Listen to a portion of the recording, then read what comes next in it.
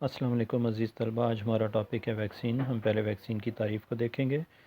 Vaccine مردہ یا کمزور کیے گئے پیتھوجنز پر مشتمل میٹیریل ہے۔ یہ جسم میں اینٹی باڈیز کی تیاری شروع کروا کر قوت مدافعت پیدا کرتا ہے۔ اب ہم ویکسین کی دریافت کے بارے میں دیکھیں گے۔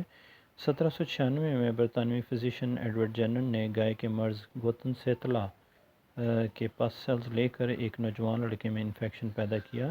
جب لڑکا صحت یاب ہو گیا تو جینر نے اس میں چیچک کے مریض کے پس سیلز ڈالے، لیکن لڑکے کو چیچک نہ ہوئی۔ اس سے یہ واضح ہو گیا کہ گوتن سیتلا کا دانستہ انفیکشن کرنے سے لوگ چیچک سے محفوظ ہو جاتے ہیں۔ اس عمل کا نام ویکسینیشن رکھا گیا اور اس عمل میں استعمال ہونے والا مادہ ویکسین کہلایا۔ اب ہم ویکسین کے کام کرنے کا طریقہ دیکھیں گے۔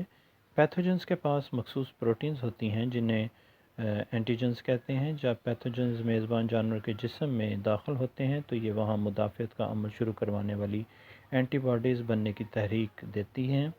اینٹی باڈیز پیتھوجنز کے اینٹیجنز کے ساتھ بندھ کر انہیں تباہ کر دیتی ہیں۔ اس عمل کے دوران یادداشتی سیلز بھی بنتے ہیں جو خون میں ہی رہتے ہیں اور مستقبل میں اسی پیتھوجن سے ہونے والے انفیکشنز کے خلاف حفاظت دیتے ہیں۔ خون میں کمزور یا مردہ پیتھوجن داخل ہونے پر وائٹ بلڈ سیلز کو تحریک ملتی ہے۔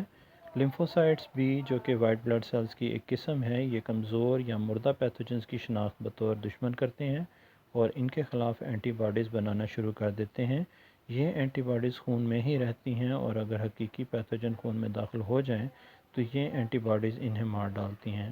امید ہے آج کا ٹاپک آپ کو اچھے سے سمجھ آ گیا ہوگا۔ اپنا خیال رکھیے گا۔ خدا حافظ۔